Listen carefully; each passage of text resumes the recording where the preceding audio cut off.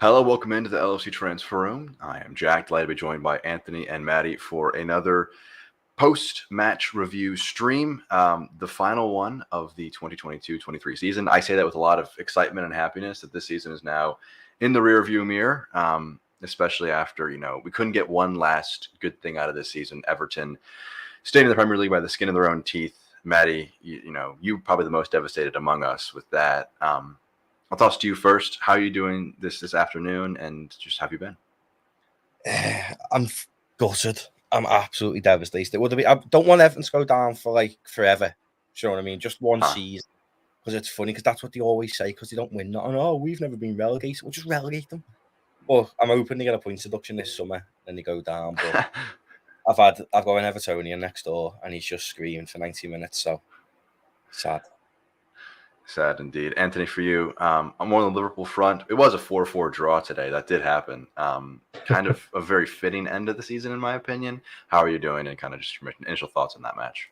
Yeah, I feel like our season was already done anyway, so it didn't really matter. But kind of summed up our season. 2-0 up, then 4-2 down, and then we've managed to clutch it back to 4-4. But yeah, it is what it is. Looking forward to next season. It's kind of match where, jump to a 2-goal lead, concede then 4 goals unanswered, drop down 4-2, and then in quick succession, one from Gakpo, and then the second of the match from Jota brings it to 4-4. Matty, you didn't even watch much of the match, but I don't think you even needed to. It was the similar storylines all season long. Gomez and Matip not good enough. It was Kelleher and net, so it just kind of exposes how bad we are without Alisson. How much of a blow up do you want to see this summer, Matty, in terms of changing this roster and changing things around? It needs to be huge, but I don't think it will be. That's the sad thing, really.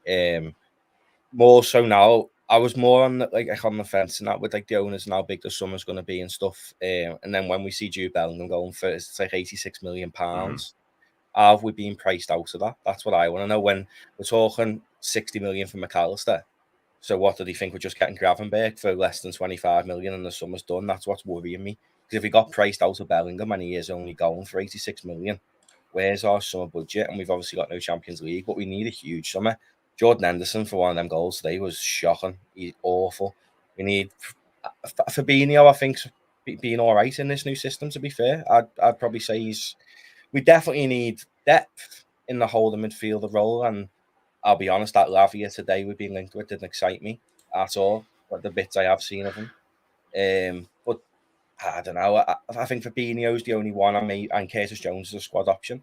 You should really be seen in that midfield next year, because just been an abysmal season, really. But yeah, the third goal for Suleimana, he just dribbled right past Fabinho, who couldn't put a challenge in. Like, he's looked better in the system because Trent has kind of been in support next to him, but the issues still exist. I think someone needs to be alongside him. I don't think he needs to be gone in the summer necessarily, but he needs serious improvement. And Henderson, he just passed us right to Adam Armstrong. He just dribbled it up the pitch for the 4th goal of the match. So kind of a silly moment there. Good to see you, Gary, as always. And Total Football said before the stream started, Bobby should stay. Still has a lot to offer. Matty, nodding your head. You in agreement on that? Yeah, 100%. I don't understand why we just didn't give Bobby even a 1-year deal or a 2-year deal and let him go in January or something. Every time we've needed him this season, at the start of the season, he was the only one scoring goals. Every time we've needed him, he scored, and I still think he does have a lot to offer and a lot to learn. The kids coming through in that, but I think with Bobby, it was more he probably wanted to go now. I think it's his final hurrah in his career, go and play somewhere it's a bit easier or something. But I would have kept him. I would have kept Milner as well, though. To be honest, I've seen a lot of people saying they made up he's going, but James Milner in that side for academy kids coming through, seeing someone who has had that many years in the Premier League and won it all for massive clubs, I would have kept him around to in a player coach role. And Brighton again, and massively, it's a very smart move from Brighton to bring him in, I think, and that's obviously where he's probably going to be going. And first season in Europe, and that he's going to be huge for them. Both moves, I think, make sense for all parties. Firmino and Milner. You could make the argument for another year, but I think just fresh blood is just going to be a nice injection there. And Firmino's goal was quite nice, where he kind of receives the ball from Fabinho, sits 2 players down, finishes between the goalkeeper's legs. the kind of clinical finish we haven't even seen much in recent years, and he manages to kind of pull it out of the bag in these last two matches. Anthony, are you kind of in maybe Firmino should stay a bit longer camp, or you think this is the right moment for him to leave? I think it's the right moment, just because, don't get me wrong, he's still contributing, but we still need to move on past these kind of players. Not saying he belongs in the bracket of like a Henderson or Milner type, but he's just not going to get many minutes, whereas he can move to a different team and probably start playing more. And he does deserve to play more because did he finish our second top scorer this season, like ahead of Nunez, Gakpo, Jota as well? So I think he deserves minutes, and he's just not going to get that at Liverpool. And he said it himself. He said he just doesn't see himself contributing to Liverpool in the future, as in like he's past his peak. And I think we need more players to kind of step in and do that. Like Henderson, like Matty touched on him. Jack, we said the same thing every single match. Henderson, rubbish. Henderson gives the ball away. He does nothing. He offers nothing. His leadership trait is pointless because he's rubbish. He's rubbish. That tweet from Salah I thought was great. That's like leadership, showing everyone like this is our standards, etc. Henderson's the only one who's like, nah, I've still got a good few years left in me. I could be like Luka Modric and Benzema. What are you on about? He belongs at Sunderland, man, honestly. But yeah, that's my rant about Henderson done. But I think for me, right time for him to move on. The Real Madrid links are interesting, I'll tell you that. Their depth up front isn't too good. So for me, to Real Madrid could be a good move for him. And everyone's saying move him to the Brazilian league or whatever. I can't really see him going there. He's still top quality playing and can contribute to like the top European team. So it'll be a good move for him. But sad to see him go. His final numbers in the year in all competitions is 12 goals and 5 assists. Only Nunez and Salah have more in all competitions. And in the Premier League, only 2 Liverpool players had double digits, and it was Salah at 19 and Firmino at 10. So he was second leading scorer in the Prem this year. It is a big loss, honestly, in the sense of just that's 10 goals you got to replace. Maybe you hope Nunez steps up in year 2, full first season for Gakpo. Maybe you don't need to sign a new forward for that, but I kind of echo what you said earlier, Matty, where it's like this team needs a big rebuild, but I'm not sure that we're going to see the owners rationalizing that, especially with the Europa League. And this match kind of reflected that, where we knew we were in 5th. We couldn't go down, couldn't go up. No matter what happened, we could have scored 55 goals today, and we would have still stayed in 5th place. And so with that locked in next year, you kind of saw the match. It was a 20th place already relegated team, and a team who didn't have anything to play for. And it was kind of fun at times. Like it was 4-4. You got 8 goals.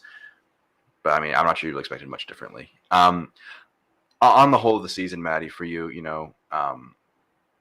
where does this kind of rank? How do you kind of view this season? Obviously, there were some big highs, with especially the United win, which will live long in the memory, 7-0. But when you look at the season as a whole, what kind of thoughts do you have?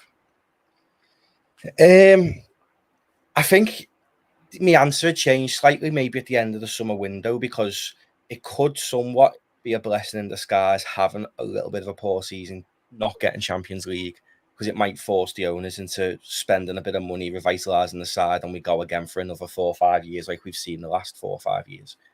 Or FSG can be FSG, we buy fuck all and Liverpool's done for the next few years, and then it's a terrible season. But I'll be honest, I'm quite excited for the Europa League. I know it's mad to say that, but the final's in Dublin. It's a decent little final, innit? And it's good for the kids as well to get some minutes. We'll see the likes of Ben Doak and that getting European experience at such a young age. That's massive. And other players coming through like Jesic and stuff. I know he's played Champions League games, but he probably will start every Europa League game for us.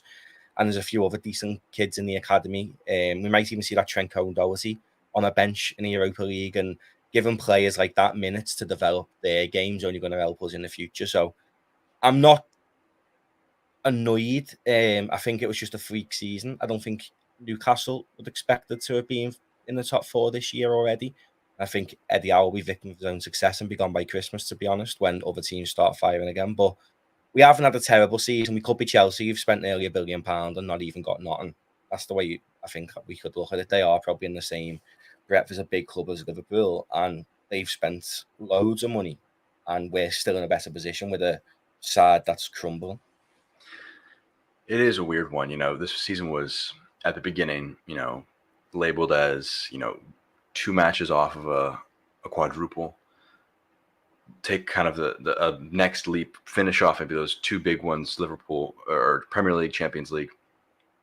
And then I got changed to a season of transition, like the described in the season. And I don't know if like it's even a season of transition anymore because we've regressed, to the Europa League. Like next season, we don't even have a chance to make a run at, the Champions League and the Premier League. It's really only the Premier League that is a big title we can run at. I hope we do put our all in, and we should have some great moments for the young guys. I agree, Matty. But now it's 2 years of almost a rebuild, which really kind of feels weird considering that you have Alisson, Van Dijk, Salah, Trent, I'd argue, and then another litany of players just below that tier that are at their peaks. And you're wasting that time, which has just kind of been very, very frustrating in that sense. So I think almost the last takeaway from this Liverpool-Southampton match for me is just that Liverpool have clinical finishers. I think we have the best group of finishers in the Premier League up top. And Nunez didn't even feature today. But Nunez, Jota, Gakpo, Salah is unbelievable attacking depth and just goal-scoring capabilities. And they're working with a midfield that is incapable of producing much. Elliott was okay today. Jones is okay today. But Fabinho, Henderson, Milner, Oxlade, Keita, that's 5 guys in the midfield that really haven't been producing much this year at all. You just replace them with 3 guys who have decent legs and some capacity for a forward pass, and this is going to look like a revolutionized team. But will the owners do that? I have no idea. I have no idea if they're going to make enough moves like that. So it's a weird one there. Anthony, and kind of to double back to Everton, kind of staying in the Prem, kind of your thoughts on them staying alive for another year. They stormed the pitch, obviously, at Goodison. Kind of your, so much to Matty's excitement there, your kind of takeaways on Everton managing to stay in the Prem for another year. You know what? I feel like I'm not as emotional towards Everton just because I'm not from Liverpool. And growing up, I think they were always kind of just there. They were never like competing for the trophies like as much as Liverpool. So it doesn't really bother me that much. Obviously, I would have loved for them to get relegated, but the fact they're in the Premier League doesn't really bother me. They're not going to do anything next season either. But I don't understand these pitch invasions. But they did it last season as well, didn't they? Like, why to celebrate staying in the Premier League? Is that really where their clubs got to? When we were younger, I swear they were like fighting for like European football. And now it's like it's embarrassing, man. But it is what it is. It doesn't really matter at the end of the day. I care about Liverpool, and the fact we got Europa League is just proper gut wrenching, man. Matty, I want to stick the knife in a bit further on you. Looking at the beginning of the year, Liverpool goals. Our stream, myself, you, Charlie, put Liverpool top of the table. Liverpool's going to win the Premier League title, and I'm sure we thought, win a lot, maybe even a quadruple. I think Anthony, you were saying quadruple charge this year. So we failed on that goal. For Everton, we had them going down, and they avoided that. So they exceeded their goal or met their goal of staying in the Premier League. We failed our goal of winning the Premier League or a title. Did Everton have a better season than Liverpool? No. Everton are going to end up down next year anyway. Let's be safe. Onana's announced before the game he's off. Mina's going. Pickford's probably going to go. They're going to end up with a points deduction. So it's just inevitable they're going to go down at some point. And I wouldn't say it's success because if you go and ask any Everton fans in Liverpool genuinely believe that club's as big as us. And I'm not taking the piss. They genuinely believe that. So if you go and ask them, they've had a terrible season. But I've got loads of Everton fan mates, and I was saying to them the other day, when they played Brighton and battered them, does that not do their head in that they can perform like that, but the crap all year? Mm-hmm. Like, this is the only bit of excitement the past 2 years that Everton fans have had. I've got friends who are the same age as me, so 28 years they've been on the planet, and the only excitement they've had is staying up the last 2 years. It's just grim. They haven't had a good season, them at all. And it would have been a successful season if they went down, I think, because genuinely, without putting business aside, I think the best thing for Everton Football Club would be to get relegated. You've got Alex Iwobi on £170,000 a week. Now, that's on more money than like Luis Diaz and that. That's just how badly run that club is. Do you know what I mean? And I think going down, they'd lose the likes of Alex Iwobi, and they'd lose all this mentality of expecting a lot more than what's actually going to happen. Because I think that's where, was it Ronald Koeman or someone left Everton and said their biggest problem is they believe they're as big as Liverpool and they should be doing things like Liverpool, and they shouldn't. And as long as Bill Kenwright and that's got any say in that club, they're done for. So I'd say this season for me has been successful because 5-6 months ago we were talking about not even getting any European football. So if you would have offered us 5th place finish 5 months ago, we would have took it. So it's not Liverpool standards, but it's one of them, isn't it? We've had a bad season. We've been unlucky with injuries again. And last time we was unlucky with injuries, we just made it to 4th. End up finishing 3rd in the end. This season we were just unlucky. Yeah. It's one of those things.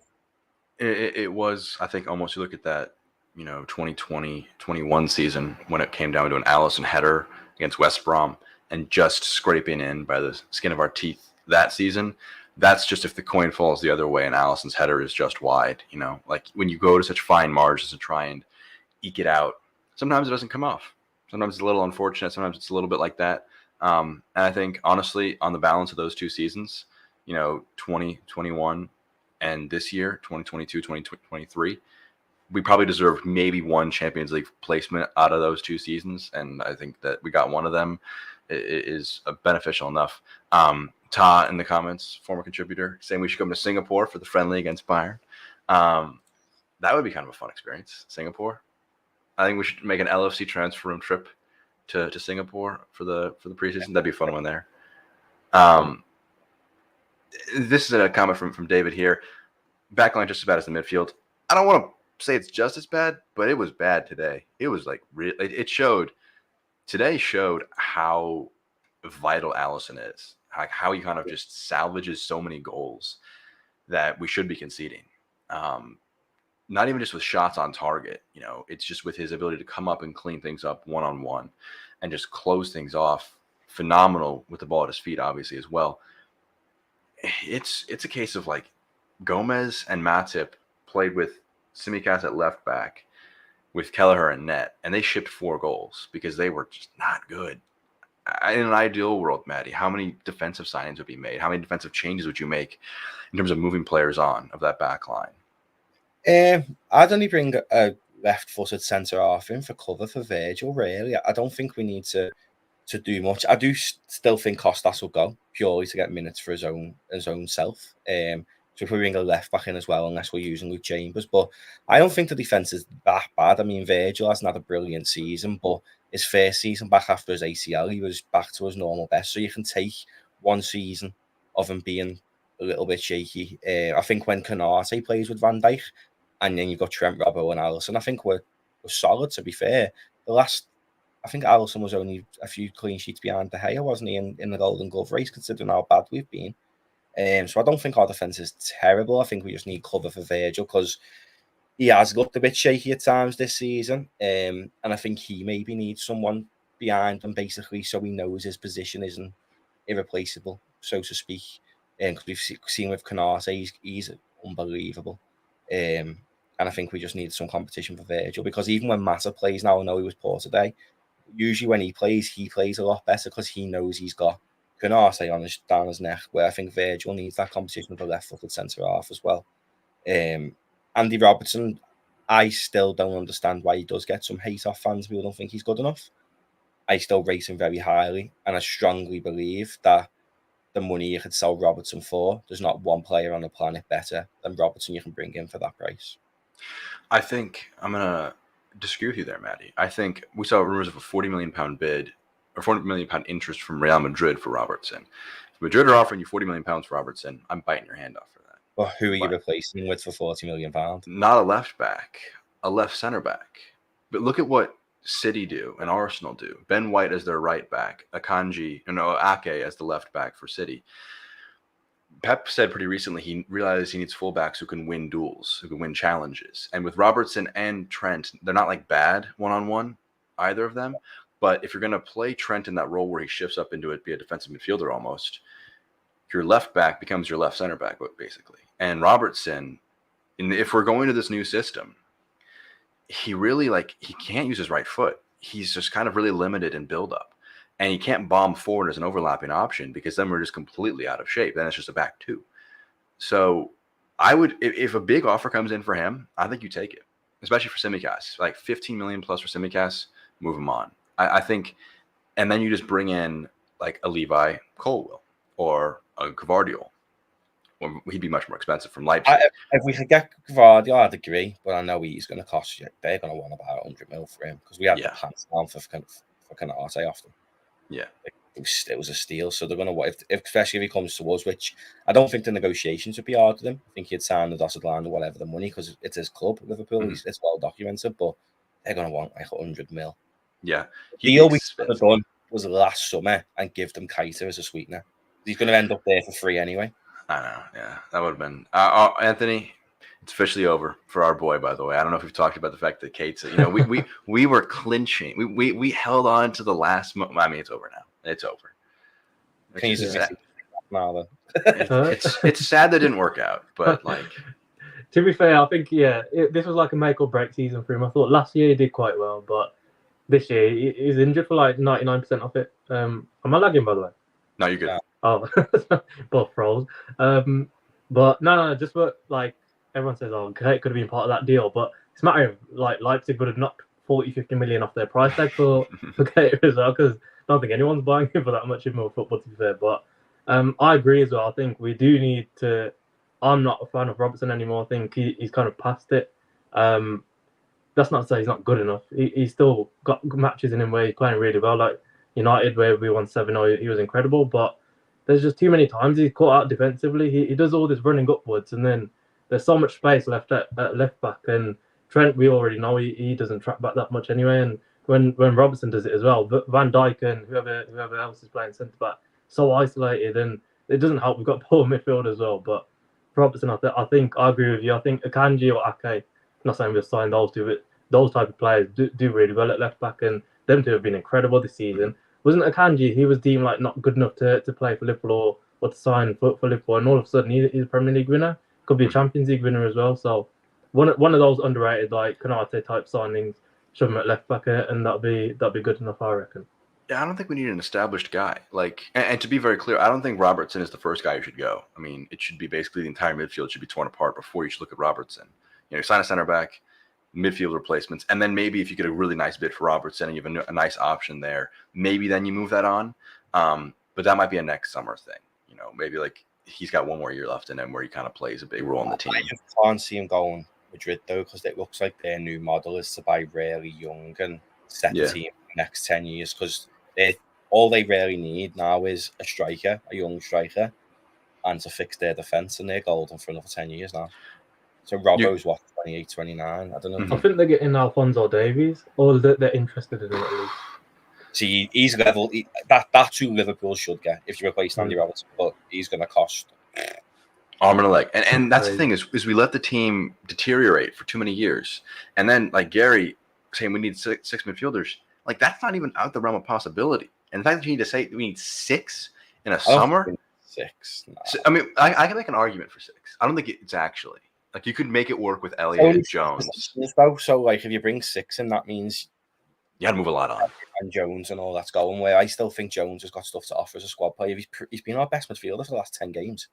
Yeah. Consistently. So, why can't he be a squad option? Harvey Elliott's the one who I've always been like a bit. I don't really know what he does. Like, he's not really got a position. I think he's wasted because we don't play a 10, which is crazy considering we've got Jones, Elliott, and Carvalho, who are all 10s, and we don't play a 10. And I'm pretty sure Gakpo played more as a 10, didn't he, at PSV? There's another 10. He could play there. It's crazy. I think Elliott could play decently well as the right center mid in this new formation.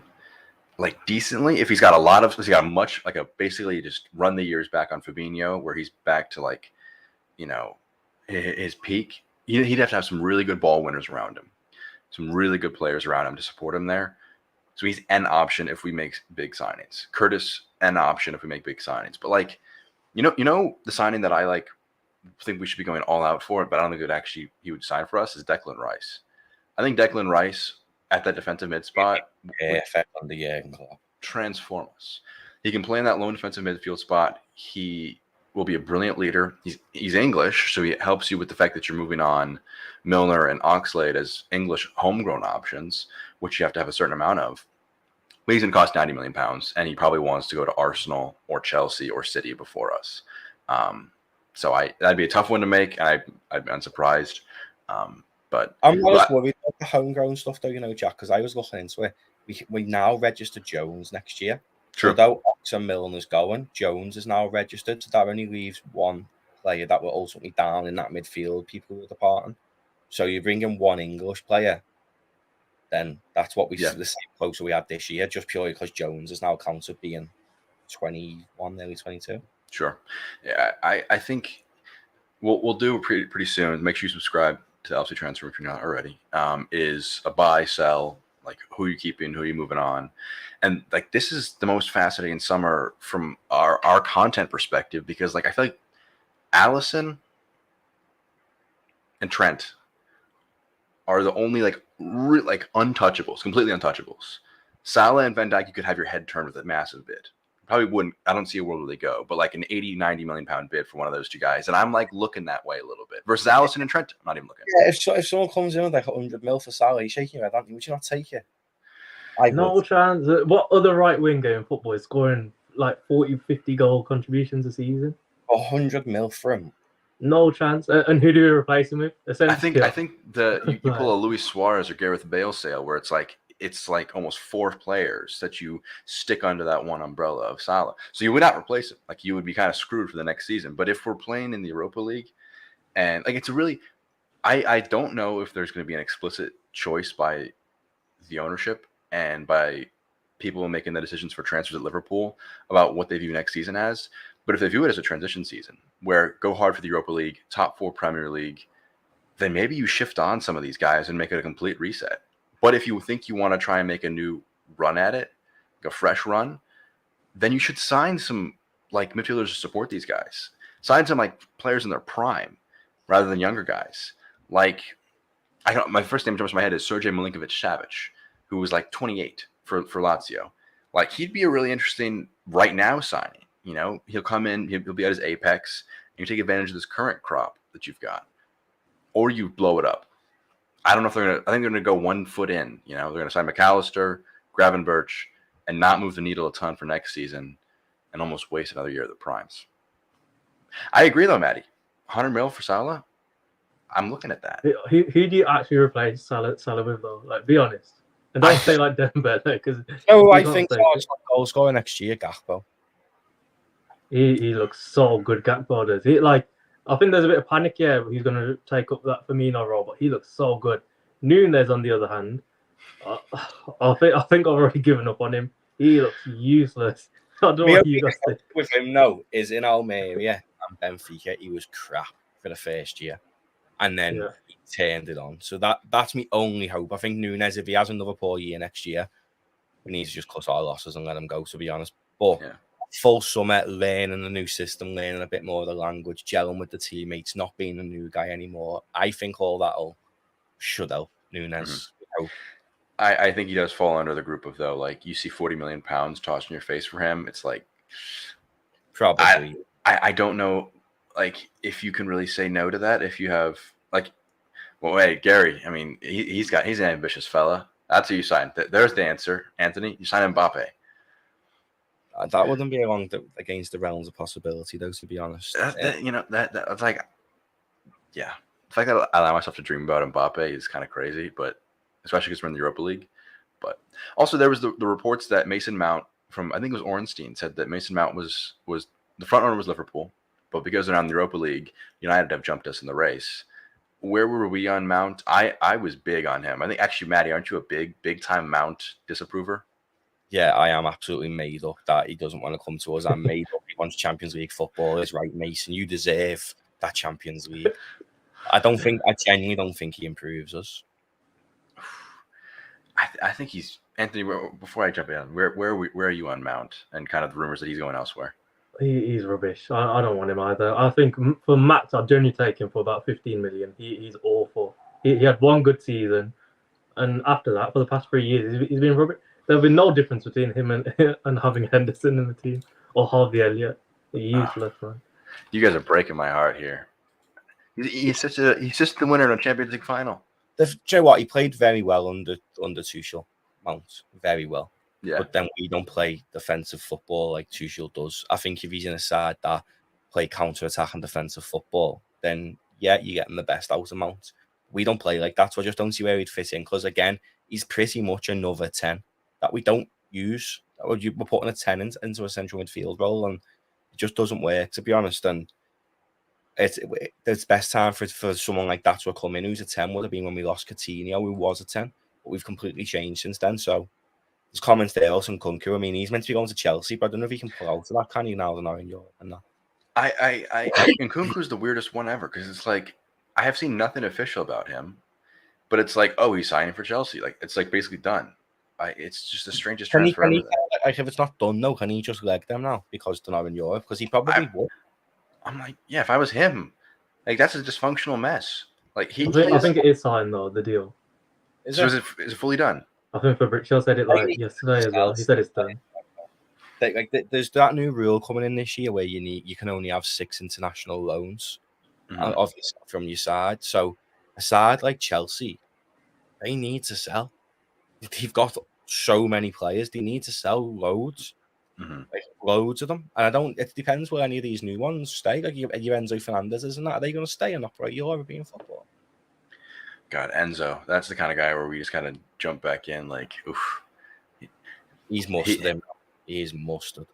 Not a fan of him? No, I love him. I think he's unbelievable. Oh, okay. Yeah, no, mustard. I was like, well, you're not a fan of... Oh, he's good. I love him. He's really, really good. I agree with Escobedo here. Ugarte is an option that'd be really interesting. At like 60 million, like that's euros, I believe. Like he would be a great option as well.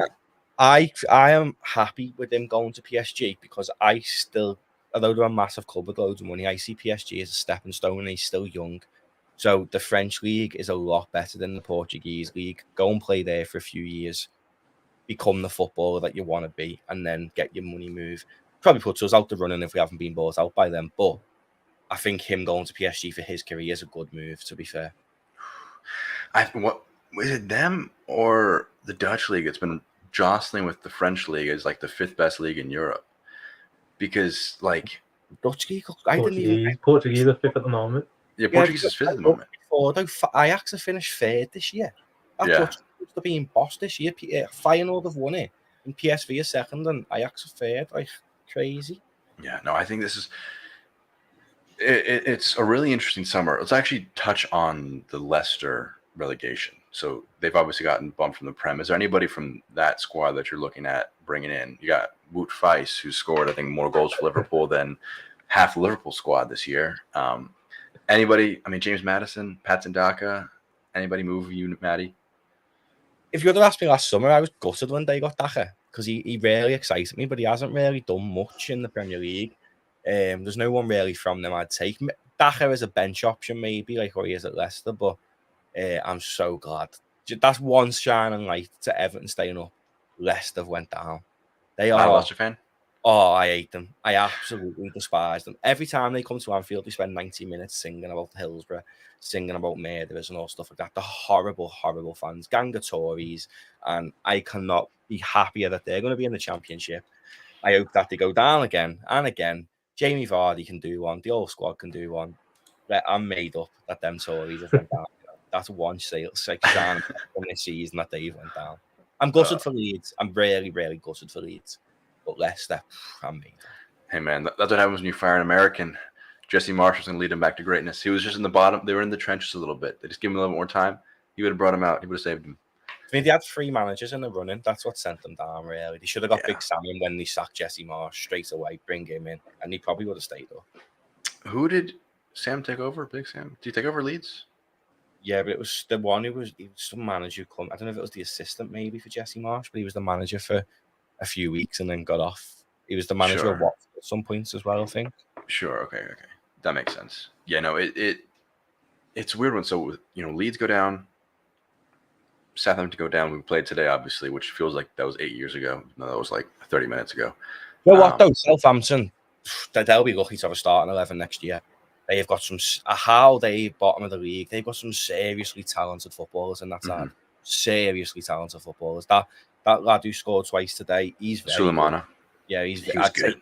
I'd take Lavia, though. He hasn't impressed me that much. He's got good potential. James Ward-Prowse, I'll bring him in as an option because you're going to get all these on the cheap. They've been relegated. And I think that they've got some seriously talented players in that side who Liverpool should be looking at really and seeing what they can get from them. But I think Southampton are going to get picked apart for players by teams in the Prem because they have got an exciting group of players. Don't forget they bought all youngsters last summer. So all their players are rising stars who are meant to be like the best in the country. So it's very, very talented players in that squad. Anybody? So Lavia had the massive mistake with the first goal. I believe it was for Jota. Just kind of like a brilliant through ball for him. Any changes on his signing? I mean, he got 40 million. I think is his release clause or something around there.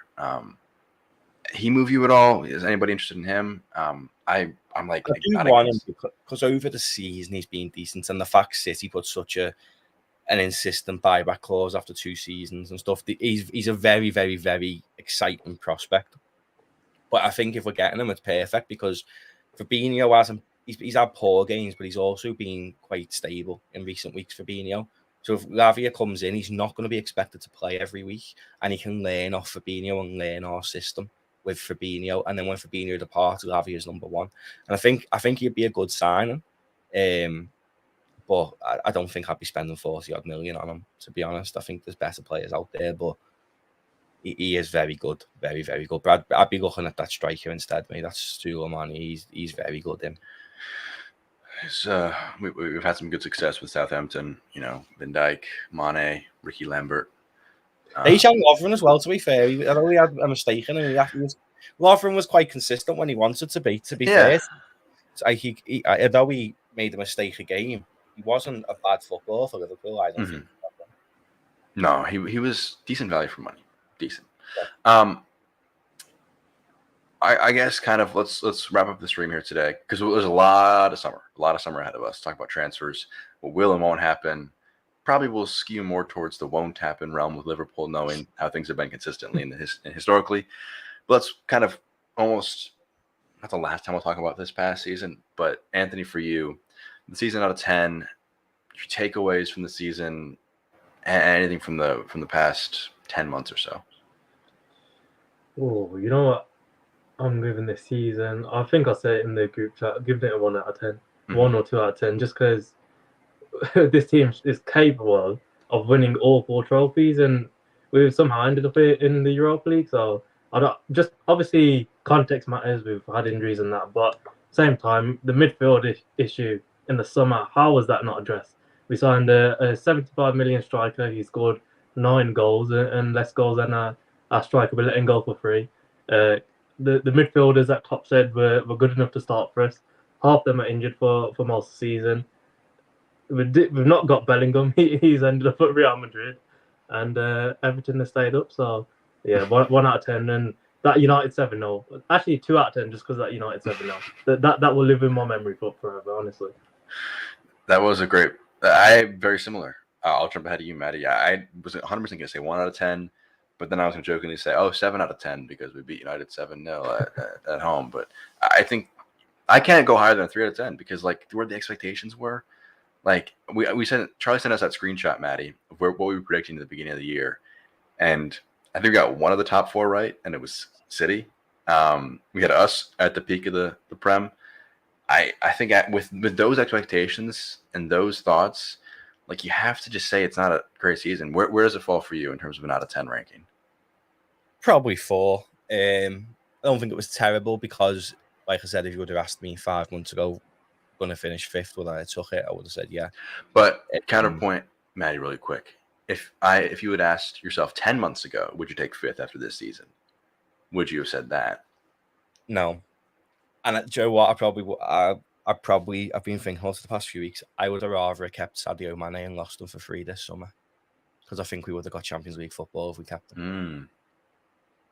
Anthony, you agree?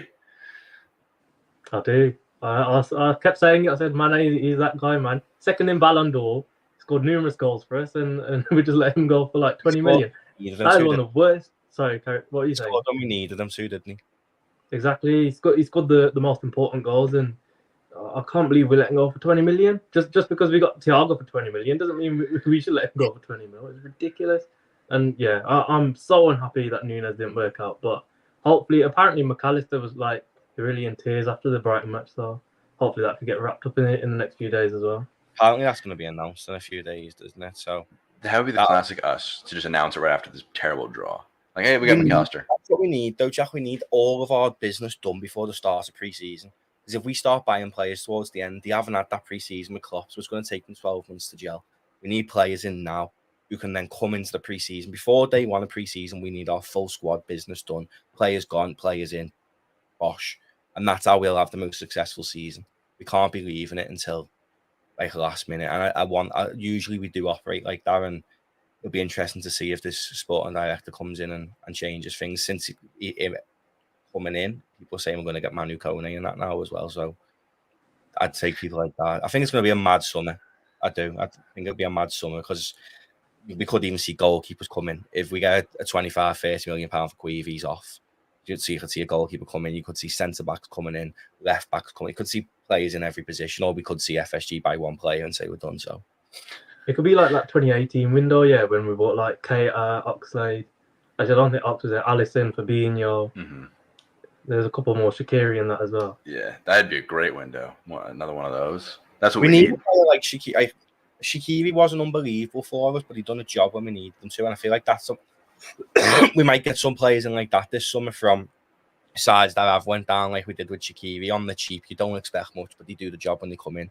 Because you could argue Shaqiri was very, very important in that semi-final win that saw us beat Barca to get into the final. So I'm excited for the summer.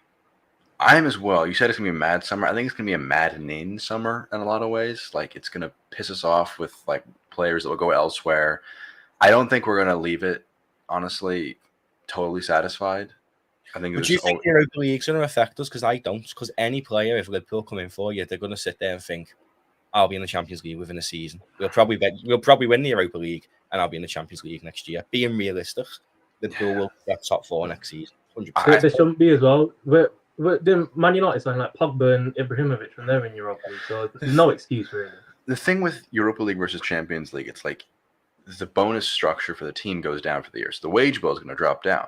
So it's not like we just have ample cash to throw around, but we're going to be spending a lot less this coming year because the squad didn't perform as well, so they don't get as much money. So we are spending less there. So I don't know. It's we're making money in the new home shirt that they've put up by $5 a shirt. So that should make the money up myself on the Champions League. If they come out, honestly, like if FSG came out and was like, all right, if we sell 1 million kits, we'll be able to spend about 200 million this summer on players. You think people wouldn't go and like buy like 4 kits themselves? And they would, as if they were like, "Hey, we need to." But they're meant to be using that money. That's what's baffling me. When we signed with Nike, it was the best shirt deal ever in the history of football, and we were meant to be getting so much percentage of every single shirt sold. Now Liverpool sold one of the highest shirts this season in the world. Where's the money gone? And last season we did as well. Where's that money? That's what I want to know, because we were promised that this was going to be nothing but beneficial to us, and we bought Nunes and said, "Oh, we're done." And what pisses me off more now, if we wouldn't have bought Nunes, we probably still would have finished 5th, and we would have had an extra 60, 70 million to add on to the Bellingham funds again. Yeah, no, it's going to be a very fascinating summer to come. The season's over, and now it's silly season instead. Just kind of the full lay of the land of what happened in the Premier League this year. City obviously won the title. Arsenal, United, Manchester United, and Newcastle United got Champions League places. Liverpool and Brighton both in the Europa League. Is Brighton in the Europa League, or are they Conference League in 6th? Europa. And then Villa back into European football. They finished a point ahead of Tottenham. So both them and Chelsea without European football this coming year. So you imagine some exodus is going to happen with both of those clubs. What's the opposite of an exodus, but when you bring in a lot of players? I don't know. That's what Chelsea's going to do. They're going to buy a lot more players because they seemingly have a limitless pile of cash to dig into. And being sent down to the championship is Southampton, Leeds United, and Leicester. Everton survive just by a tiny bit. I think we've lost Anthony. He said his internet's gone. So we'll be able to ask him his final thoughts on the stream. Matty, kind of just your final thoughts on the stream this season as a whole. All aboard the Dublin Express tonight. That's all I'm focusing on. Getting to Dublin next year. Maybe Europa League. Scousers going to take over Dublin. It's going to be heavy. Can't wait. I'm excited for that. We've lost Anthony. He was tired of the season. He wanted to get out of here a moment early. His internet's gone down. For Anthony, who was on the stream for all of today, and for Matty, I've been Jack. It's been a very fun time on the stream here today. Make sure you subscribe and follow on all platforms. The silly season does begin. You see them all down there. LFC Transfer Room everywhere to have all the transfer news about Liverpool to come. Until next time, take care. And this has been a stream from the LFC Transfer Room.